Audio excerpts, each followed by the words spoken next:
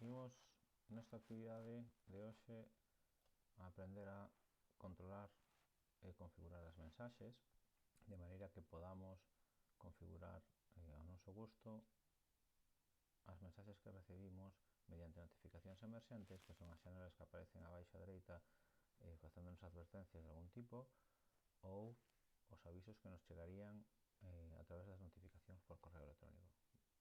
Como di aquí, para desactivar mensaxes temos que ir ao perfil ou, en todo caso, no cadro de administración, en configuración do meu perfil. Unha vez entramos en mensaxería, levaremos a cabo o proceso. Por lo tanto, temos dúas opcións.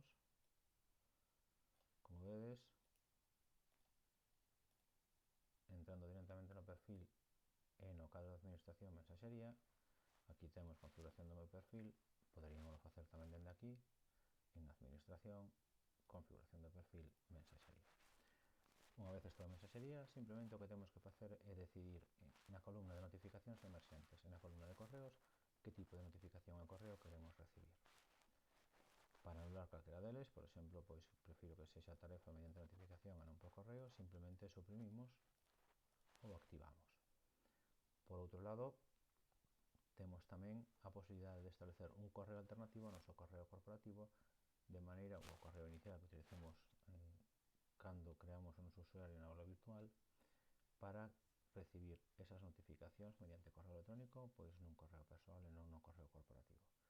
Finalmente, temos a opción de desactivar temporalmente as notificacións. Que supón iso? Bueno, pois que ningunha notificación emerxente nin correo nos chegaría durante o tempo que decidamos desactivar as notificacións. Simplemente facemos clic, vedes como quedan desactivadas, volvemos a repetir a operación, agora mesmo estarían activadas, desactivamos e actualizaríamos perfil.